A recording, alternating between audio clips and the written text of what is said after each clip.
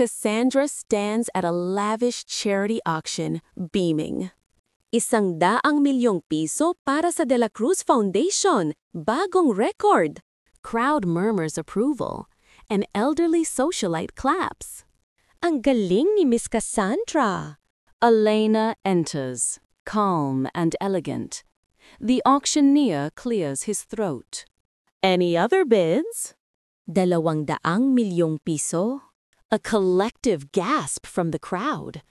Cassandra's eyes widen. Sino ka? Wala kang karapatang manggulo dito. Elena Reyes, at ang karapatan ko ay ang aking pera. The bid is from Miss Elena Reyes for the rare Pearl of Manila artifact, 200 million. Any higher? Imposible. Wala kang ganyang pera. Ikaw ang naglilinis sa bahay namin. Ang dating naglilinis ay ngayon ang nagmamay-ari ng mas malaki kaysa sa iyo, Cassandra. Businessman whispers to his wife. Businessman, hindi ba siya ang nawawalang tagapagmana? Liar! Hindi mo ito makukuha! Ang sabi mo, financial struggles? I guess 200 million is a bit steep for the De La Cruz Foundation. Cassandra pales, unable to counter. Auctioneer, going once, going twice, sold to Miss Elena Reyes. Elena, tear-stained, is dragged out of a mansion. Cassandra smirks in the background. Hindi ito ang katapusan, anak. May plano pa tayo. Back at the auction, Cassandra glares, her face contorted with disbelief and rage. Akala ko ba wala na siyang pera? Socialite too. Mukhang nagkamali tayo. Malaki ang pinagbago niya. Elena glances at Cassandra, a hint of triumph in her eyes. In Elena's sleek office, Cassandra bursts in, furious. Ano ang gusto mo, Elena? Akala mo bang matatakasan mo ako? Elena sits calmly, sips tea. Elena, ang gusto ko, ang sa akin. At ikaw, Cassandra, mayroon kang dapat ipaliwanag. At ano naman yon? Wala kang ebidensya laban sa akin. Ang offshore account mo sa Cayman Islands, the Golden Swan. Alam ko ang lahat, Cassandra. Cassandra's smirk vanishes, eyes wide with fear. Cassandra, imposible! Paano mo nalaman yan? Maraming bagay ang natututunan ng isang tao kapag hinubaran siya ng lahat. Ikaw naman, masyadong kampante. Cassandra clutches her bag, visibly sweating. A secretary peeks in, then quickly closes the door. At a formal family gathering, Cassandra approaches Elena, forcing a smile. Elena, naglakas loob ka talagang pumunta? Akala ko ba hindi ka na bahagi ng pamilya? Elena smiles gently. Elena, bahagi ako ng pamilya, Cassandra. Ang tanong ay, ikaw ba? Pinamamahalaan ko ang Reyes Charitable Foundation. Anong pinagmamalaki mo? Auntie Pilar, pakitingnan po itong audit report ng foundation. May mga nawawalang pondo. Auntie Pilar's eyes widen as she reads. Auntie Pilar, Cassandra, totoo ba to? Ang daming pera ang nawawala. Lies! Ginagawan lang niya ako ng istorya. Gabriel Santos observes nearby, intrigued. Miss Reyes, may ebidensya ba kayo ng paglipat ng pondo? Oh, Mr. Santos, narito ang bank statements at transfers direkta sa personal account ni Cassandra. Gabriel takes the tablet, his expression serious. Cassandra turns pale. A young cousin gasps. Grabe, ang Reyes Foundation, ginamit lang niya? In a high-stakes business meeting, Cassandra presents her project proposal, looking smug. Ang aking real estate project ay garantisadong tubo, mas maganda kaysa sa anumang luma at hindi napapanahong ideya. Investors nod politely. Elena steps forward, confident. Mr. Chairman, investors, payagan niyo akong ipakita ang aking proposal, data-driven at future-proof. She projects a sophisticated presentation. Elena, Ang proyekto ni Miss de la Cruz ay gumagamit ng modelo mula sa nakaraang dekada. Samantalang ang sa akin ay gumagamit ng AI analytics at sustainable urban planning na magbibigay ng 30% mas mataas na ROI. Hindi lang tubo, kundi legacy. Investors murmur excitedly. Cassandra's confident posture crumbles. Lead investor, Miss Reyes, napakagaling ng inyong presentasyon. Ang proyekto ninyo, Miss Reyes, ay ang kailangan namin. Isang malaking deal para sa inyo. Cassandra tries to interject. Another investor, Miss De La Cruz, na pag-iiwanan na po kayo. In Elena's office, she reads a newspaper with a false headline about her. She crumples the paper. So, this is her next move. Black propaganda. Her assistant, Maya, looks worried. Ma'am, kumakalat na po sa social media. Baka masira ang reputasyon nyo. Huwag kang mag-alala, Maya. May plano ako. She makes a phone call. Hello, Mr. Ramirez?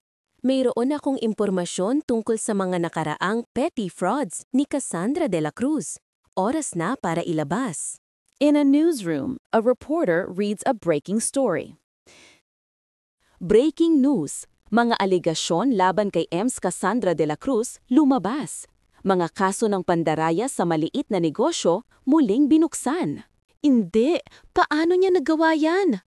Cassandra, hindi, paano niya nagawa yan? Her phone rings constantly.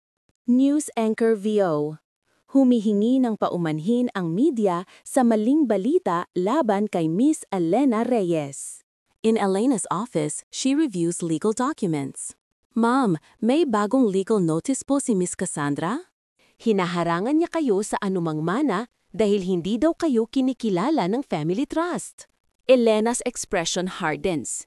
Elena, sinusubukan niyang hadlangan ang karapatan ko.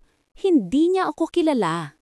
At the Reyes Corporation Annual General Meeting, Cassandra stands at the podium, a triumphant smirk.